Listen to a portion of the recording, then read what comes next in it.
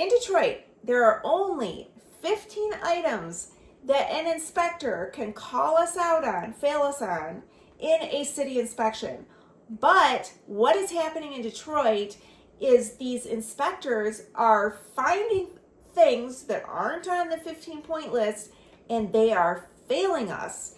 And we're not standing up and doing enough about it, because in Detroit, when you stand up to say and do something about it, like in court or with blight tickets or with these taxes, the different things that we go through in Detroit, we get shot down.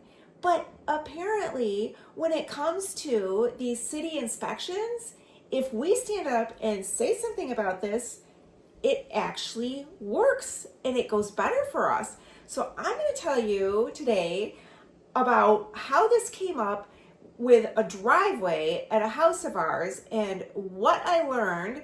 Thank goodness I learned it. And the reason that I learned it was I said something I shouldn't have. So I'm going to give you that confession, and I'm going to tell you my driveway story, and I'm going to tell you about branches over the top of roofs and about garages and what these city inspectors are doing. So let's get into all of this. I'm Monique Burns. My husband Pat and I have been buying houses since 2007. We have our own buy and hold properties, but what we do is we buy distressed properties, we renovate them, and we sell them to investors from all over the country and all over the world. And I can tell you how to get a really well renovated house for between $85,000 and $90,000. Set up a time to talk to me, and I'll tell you what program that we are putting a lot of our investors on right now that is going very well, and they're very happy with it. Or if you want to know what I have for sale, you want to just send me an email, that would be great too. But let's get into it. I'm going to start by telling you about this driveway. So watch this clip that my husband made at a house that I was in the middle of selling about this driveway. It's ruined, this driveway, and this would never pass a Section 8 inspection. So that can be an expensive job. You're looking at $5,000 to $7,000 probably to replace this driveway. If you are liking this video, the biggest thank you can give me is to push that subscribe button, and don't forget to hit the bell notification when my next videos come out, because you never know what else I'm going to learn and pass along to you. My sale fell through. We were down to the last couple thousand, and the buyer and the seller wouldn't budge, and I was reaching out to a new buyer that I have, and I said to him, listen, the house is this much money, but if you buy it, you have to decide if you're going to do the driveway or not. And the quote came in for the driveway at $10,000. Driveways are not cheap. That's the full-blown driveway all the way back to the garage, you know, the whole thing. And if this particular buyer likes Section 8, and I've always liked Section 8 too, and my whole channel is a lot about Section 8, but right now Section 8 is not looking very good. Check out this video about what is going on with Section 8 if you want to dive deeper into that. I told him this would never pass a Section 8 inspection because there's a trip hazard higher than 4 inches, so it's not going to pass Section 8. But if you had a cash tenant, driveways are not on the new 15-point list that is down from 1,500 points. Driveways aren't on that list, so it should pass a city inspection. And then I went ahead and hit send, and I got to thinking that I talked to Andrew. Andrew is who my husband and I trained to take over the property management that we were doing most recently. And I made an online course, and if that's something you're interested in, email me. But I made an online course, and part of making my course was I followed an inspector around the city for an entire day, and this was when we had a 1,500 point inspection. And I followed him around for a day, and I know all the things, not all 1,500, because, you know, but I got a really good idea being in so many houses in one day about the things that would pass or fail. And in my course, I have a list of all the items, room by room and outside, that these inspectors are looking for. And one of the things is branches over the top of the roof. So I was talking to Andrew a while ago, and I said, isn't it great that they can't call out the branches over the top of the roof, because that's a very expensive thing to get a tree person to come out and get those branches off the top of the roof, especially if they're not actually hurting anything, you know. I mean, it's ideal. You don't want branches on the top of a roof. If you look at this video of the same house, my husband talks about the branches on top of the roof. And then these trees, you know, if I'm buying a house, I don't want trees hanging over it the whole way, just wear and tear on the roof. This is a fairly new roof, a couple years old, so it's not helping out with that at all. So Andrew said to me that, Monique, that's not true. I just went through a city inspection and they called out branches on the top of the roof. And I argued with him and I said, it's not on the 15-point list. Are you sure? Did they really? And he said, yes. And we had to go get the branches cut down. And so after I hit send on that email about the driveway, I thought, oh, what if it's the same thing? What if they're really doing the 1,500-point list and they only have 15 slots they can put in and they're just sliding it in somewhere? And so I decided to call that inspector that I spent the ride-along day with. And I asked him, and I can't name names, and I said, would this, and I showed him the video that you just saw of this driveway. And I said, would this actually get called out? And he said, well, what zip code are you in? Which inspection company is it?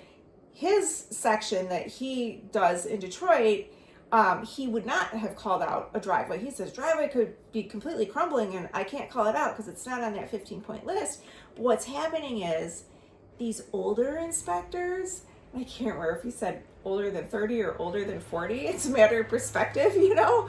But he said these older inspectors, they're sticking to the 1,500-point list and just picking which things they want to throw in the slots that it doesn't make sense.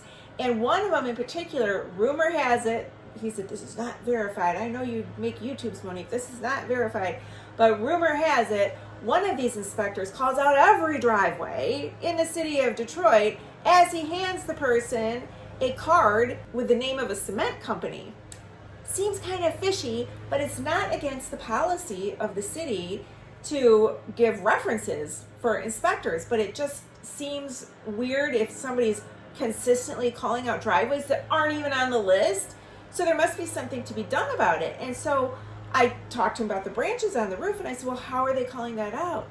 That's not on there anywhere. And he said, oh yeah, what they're doing is it's number 14 on the list. Now I'm going to put this list in my blog. If you want to open up and have the list, it's in my blog, or you can just Google it, City of Detroit 15-point inspection list, and I will read you number 14. And mind you, this is interior. This is under the section called interior.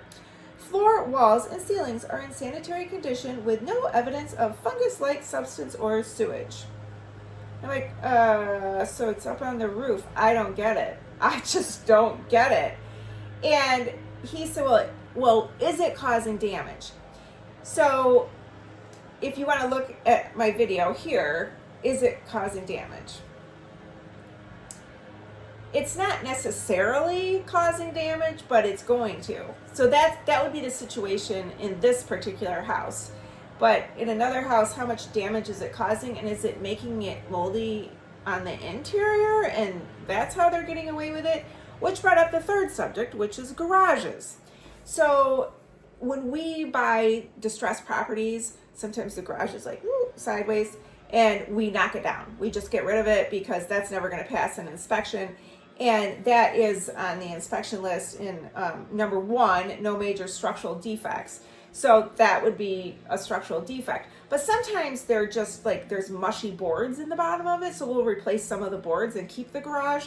In Detroit, garages to tenants aren't of value because most of the tenants are single women. And to them, a garage is not a safe place. You don't know what animals could be in there, what people could be lurking in there. So it doesn't make the house easier to rent to have a garage, at least in Detroit. So, but he said that inspectors are taught by the city that they have to write it up that you have to replace the garage because that makes the city better. It's nicer if the house has a garage. You know, it makes the value longer term when it quits being just for single mom tenants, when it becomes families again someday, because Detroit is coming back. It makes it a better value property if it has a garage. But it doesn't mean you have to replace it. You can repair it or you can remove the garage. So the appeal process is simply calling BSeed or submitting in paper a complaint and giving them photographs or going to BSeed. this is what BSEED stands for. I can never remember off the top of my head. Building Safety and Engineering. Okay, I don't know. And saying, look, this tree branch over the top is not causing any mold on the interior. This driveway wasn't even on your 15-point list, and it's not hurting anyone. You can still drive up on it, or whatever your argument is. I don't know if somebody were to call out our driveway, like I don't know how to argue that one exactly, but these things are arguable, and apparently, unlike everywhere else in the city, they're like, a complaint, fine, don't do it. That seems to be the response from the people that work at the city. They don't want to deal with your complaint. They don't want to go get somebody else out there. They can barely keep up with what they're doing. They don't want to send somebody else to go look. You're not allowed to request a second inspector, but they don't want somebody, okay, now I got to find a garage expert. I got to find a roof expert. I got to find a driveway expert, see if do they really need to replace it or don't they. They're like, fine, don't replace it. We'll give you your certificate. So we really need to do that. And we really need to speak up when we feel like it's not fair that if it's true that somebody's just giving a cement business card for every stinking driveway. You know how bad driveways get after a few years? I mean, that's a lot of driveways people might be replacing and really lining the pockets of the cement company, but who knows who else. We need to report these things when we feel like it is a major stretch and it was not on the 15-point list. Seriously, we need to stand up and say something, because here's a place in Detroit where they actually are listening to us.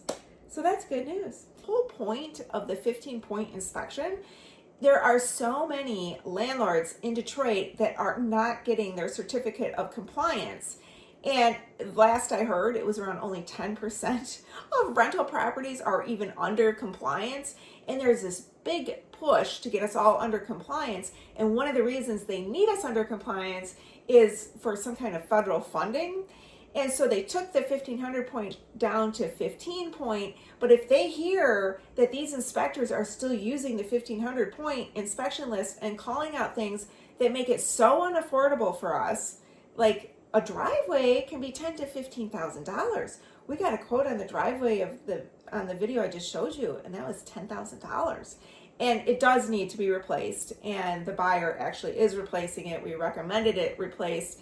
We're not of the belief to leave something like that in a rental property. It's just not good business to leave something that jaggedy in a rental. But my point is, it's really important that we talk to the city if we are ever in disagreement when we get those city inspections. And I sure hope this was helpful to you.